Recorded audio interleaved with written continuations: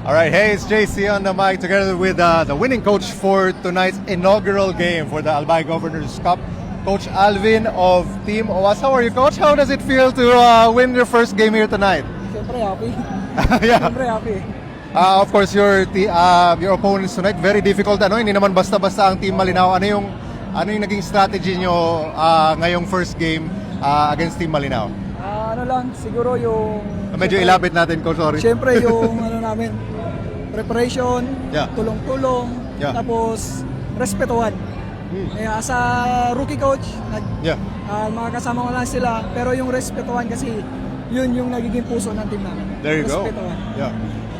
Coach, sa tingin mo ngayong gabing nito, of course, may player of the game tayo, pero sino sa tingin mo sa team nyo yung nag-step up tonight? Almost lahat naman po. Lahat ng binubunod namin, may kaunti, hindi already, pero lahat naman napapakinabahan. Last thing, Coach, I won't hold you for much longer. Could I get you to give a message sa mga supporters ninyo galing OWAS? Medyo malayo pa yung binahe nyo, no?